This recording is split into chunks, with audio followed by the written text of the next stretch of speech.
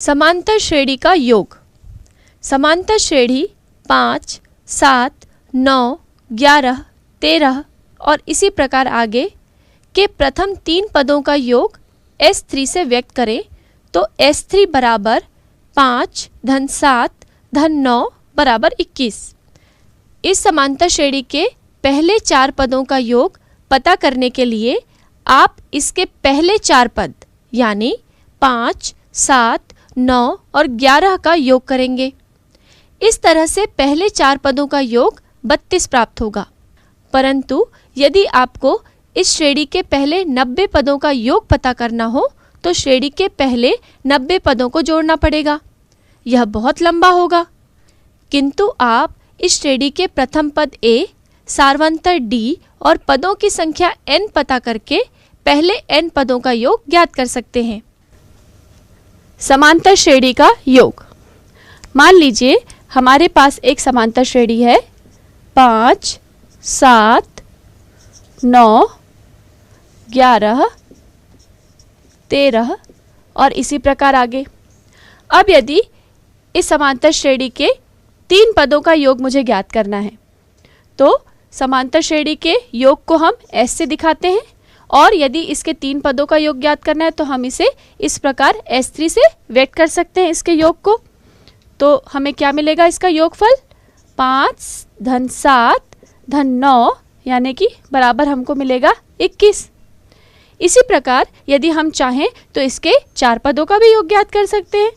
उसे हम S4 से व्यक्त करेंगे और उसमें हमें इसके प्रथम 4 पदों को हम यदि जोड़ दें तो हमें कितना मिल जाएगा। ये 3 पद को तो हमने जोड़ा था 21 और धन 11 यानी कि ये मान हमें मिल जाएगा 32। परंतु सोचें यदि इस समांतर श्रेणी के 90 पदों को हमें जोड़ना हो या इससे भी अधिक पदों को यदि हमें जोड़ना हो, उसका योगफल ज्ञात करना हो तो उस स्थिति में यह बहुत लंबा होगा। किंतु यदि इस श्रेणी के प्रथम पद A, सारवांतर D और पदों की संख्या n ये यदि हमें पता हो तो हम इस श्रेणी के पहले के n पदों का योग ज्ञात कर सकते हैं। चलिए देखते हैं कैसे। इसके लिए मान लीजिए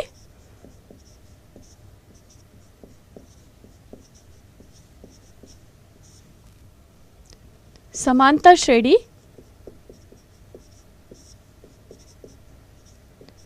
कोई समांतर श्रेणी है जिसका प्रथम पद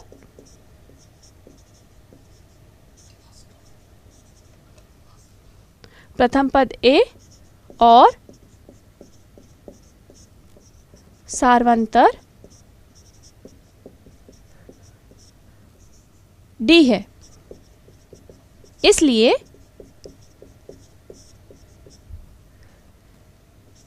श्रेणी क्या हो सकती है, क्या लिखेंगे हम श्रेणी। यदि उसका प्रथम पद A है और सारवंतर D है तो प्रथम पद A, दूसरा पद सारवंतर को जोड़ने पर A धन D और तीसरा पद हो जाएगा A धन 2D।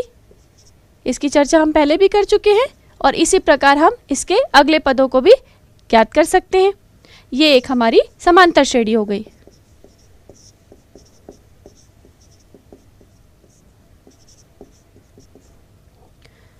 अब माना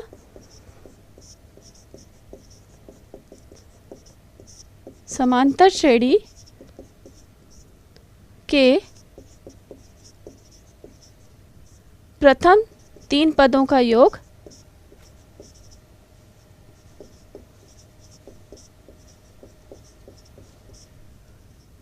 S3 है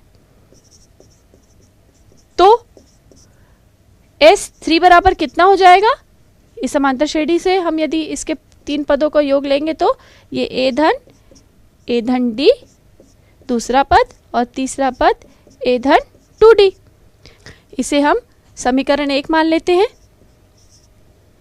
चलिए आगे देखते हैं। हमें S3 का जो मान मिला है वो प्रथम 3 पदों को जब हमने जोड़ा तो हमें मिला A धन D A धन 2D।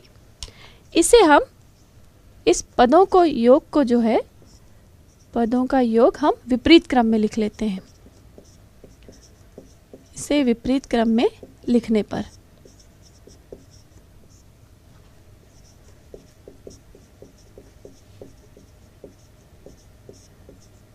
इसको विपरीत क्रम में लिख लिए तो S3 बराबर, यानी कि हम तृतीय पद को पहले लिख रहे a plus 2d plus a plus d plus a।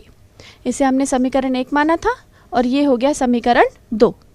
अब हम समीकरण 1 और 2 को पदों के अनुसार जोड़ेंगे।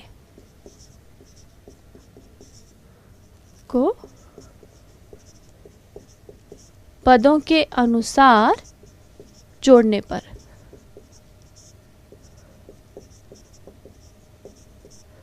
पदों के अनुसार जोड़ने का मतलब यह है कि हम यहाँ पर पहले पद को इसके साथ, दूसरे पद को इस पद के साथ और तीसरे पद को इस पद के साथ जोड़ेंगे। तो जब हम बाएं पक्ष को जोड़ेंगे तो हमें S3 और S3 को जोड़ने से मिलेगा 2S3।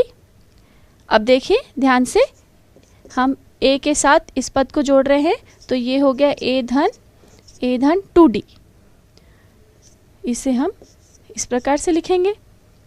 अगला पद जो होगा वो देखिए a धन d के साथ इस a धन d को जोड़ना होगा तो ये इस प्रकार लिखाएगा a धन d धन a धन d। इसी प्रकार अगला जो होगा वो हम यहाँ लिख लेते हैं। ये तीसरा पद इसका बड़े कोष्टक में a धन 2d और धन यहाँ पर यह हमारे पास ये पद है a। इसे फिर से पुनः व्यवस्थित करेंगे और हम यहाँ देख सकते हैं a धन a, मतलब यहाँ पर कोष्टक को खोलने से हमें मिलेगा 2a धन 2d। उसी प्रकार यहाँ पर कोष्टक को खोलने के बाद हल करेंगे तो हमें क्या मिलेगा, यहाँ पर 2 बार a है तो ये हो गया फिर से 2a धन 2d। और बिल्कुल इसी प्रकार यहाँ पर भी हमें ये पद 2 बार दिख रहा है तो ये भी कोष्टक में हो जाएगा 2a धन 2d। चलिए आगे देखते हैं। तो हमने देखा कि 2S3 बराबर हमें मिला था 2a प्लस 2d और उसके बाद दूसरी बार भी 2a प्लस 2d और तीसरी बार भी मिला था 2a प्लस 2d। तो इस प्रकार ये पद हमारे पास समान पद 3 बार है तो हम 2S3 को लिख सकते हैं 3 गुणित 2a प्लस 2d, 2d। हम इसे लिख लेते हैं 2d। तो अब S3 का मान यहाँ से क्या मिलेगा, आप इसे लिख सकते हैं 2 का पक्षांतर होगा तो 3/2 और ये हो गया 2a प्लस 2d। तो अब हम इसे इस प्रकार व्यवस्थित करके भी लिख सकते हैं। इसे हम लिखेंगे 2a धन, इस 2 को आप 3 ऋण 1 के रूप में भी लिख सकते हैं, 3 ऋण 1 गुणित d। अब हम इसे समीकरण 3 मान लेते हैं। मान लीजिए अब हमें समांतर श्रेणी के प्रथम 4 पदों का योग ज्ञात करना है। माना समांतर श्रेणी के प्रथम 4 पदों का योग S4 है तो S4 कितना हो जाएगा, S4 बराबर a धन d, दूसरा पद हुआ ये तीसरा पद जुड़ गया और अब हम यहाँ पर ले रहे हैं ये चौथा पद।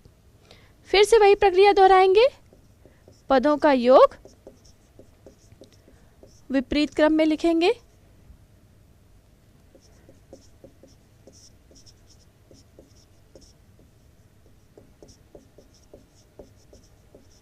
लिखने पर हमें S4 कितना मिलेगा, देखिए हम विपरीत क्रम में लिख रहे हैं तो सबसे पहले ये आएगा a प्लस 3d, फिर a plus 2d, a plus d और प्लस a। चलिए आगे देखते हैं। यदि हम इन्हें भी समीकरण का नाम दे दें, समीकरण 3 ये हो चुका था, समीकरण 4 और समीकरण 5, इन्हें भी हम पदों के अनुसार जोड़ेंगे, समीकरण 4 और 5 को। चलिए आगे देखते हैं। चलिए तो हमने देखा था S4 का योग, 4 पदों का योग हम देख चुके हैं, और समीकरण 4 और 5 को जोड़ने से हमें मिलेगा 2 गुणित S4, और इसे हम लिख सकते हैं A प्लस 3D प्लस। बताओ, अब आप हड़बड़ी मत करो ना, मेरे प्रेशर में गड़बड़ होगा।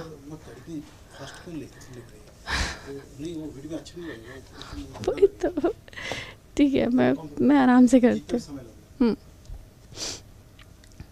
चलिए, हमने देखा समीकरण 4 और 5 में हमने प्रथम 4 पदों का योग लिया है, और उन दोनों समीकरणों को जोड़ने पर हमें मिलेगा 2S4 इज इक्वल टू, बड़े कोष्टक में हम ले लेते हैं, पदों के अनुसार फिर से हम जोड़ रहे हैं जैसे हमने पहले किया था।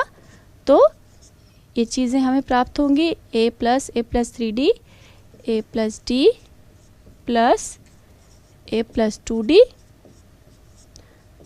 Plus A plus 2D plus A plus D और A plus 3D plus A। कोष्टक खोलकर हम इसे हल कर लेते हैं, तो हमें क्या मिलेगा, यहाँ पर देखिए 2 पद हैं यहाँ पर हमारे पास A के, तो ये हो जाएगा 2A और 3D। कोष्टक को खोलकर हम इसे हल कर रहे हैं।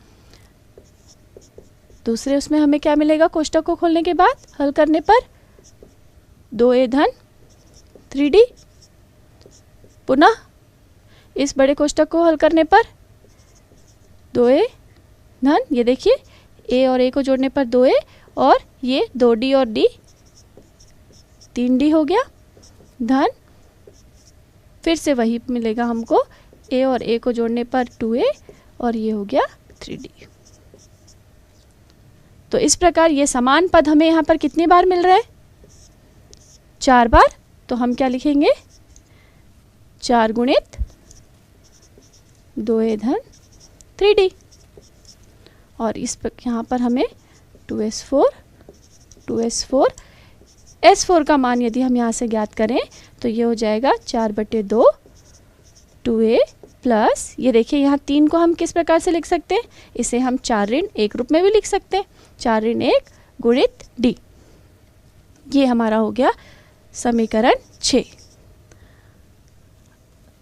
अब इसी प्रकार जो पैटर्न हमें दिखाई दे रहा है उससे हम यदि S5 ज्ञात करना चाहें तो अब हम S5 क्या लिखेंगे, S5 हमको मिल जाएगा 5/2 2A धन 5 ऋण 1 गुणित D।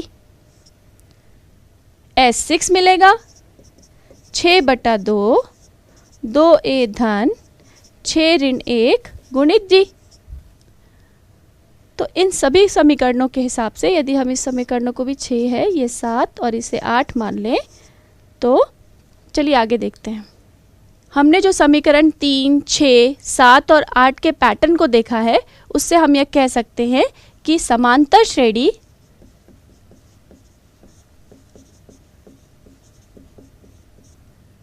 जिसका प्रथम पद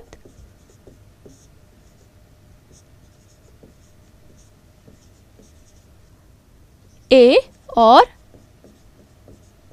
सार्वंतर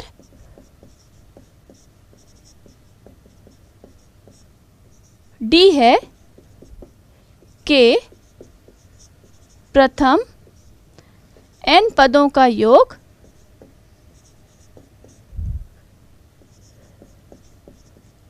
Sn हो, तो यदि हम उसे Sn से प्रदर्शित करें तो Sn का जो मान होगा, जो हमने अभी तक पैटर्न देखा उसके हिसाब से हम क्या लिख सकते हैं, n/2 2 गुणित A धन n ऋण 1 गुणित D। इस प्रकार समांतर श्रेणी के प्रथम n पदों का योग हमें इस सूत्र की सहायता से ज्ञात हो सकता है।